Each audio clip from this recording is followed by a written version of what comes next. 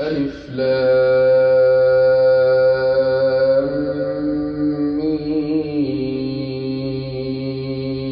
ميم را. تلك آيات الكتاب والذي أنزل إليك من ربك الحق ولكن أكثر الناس لا يؤمنون.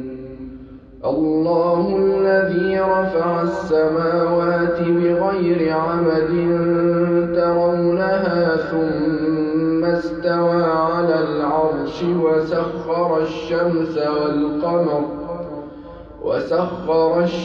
والقمر كل يجري لأجل مسمى يدبر الأمر يفصل الآيات لعلكم بلقاء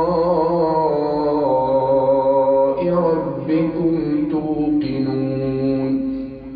وهو الذي مد الأرض وجعل فيها رواسي وأنهارا ومن كل الثمرات جعل فيها زوجين اثنين يغشي الليل النهار إن في ذلك لآيات لقوم يتفكرون. وفي الأرض قطع متجاورات وجنات من أعناب وزرع ونخيل صنوان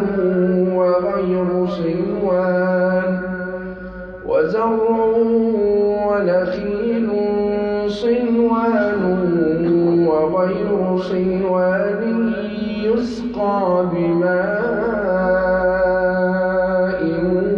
واحد ونفضل بعضها على بعض في الأكل إن في ذلك لآيات لقوم يعقلون.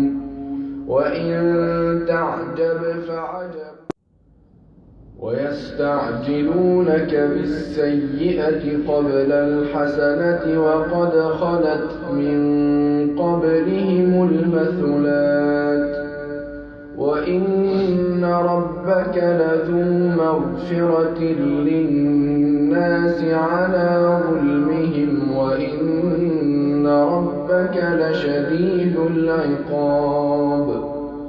ويقول الذين كفروا لولا أنزل عليه آية من ربه إنما أنت منذر ولكل قوم هاد.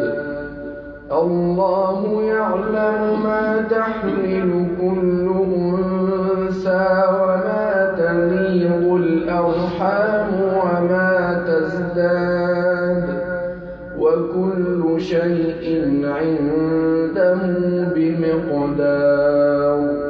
عالم الغيب والشهادة الكبير المتعال. سواء منكم من أسر القول ومن جهر به ومن هو مستخف بالليل وسارب بالنهار. له معقبات من بين يديه ومن خلفه يحفظونه من أمر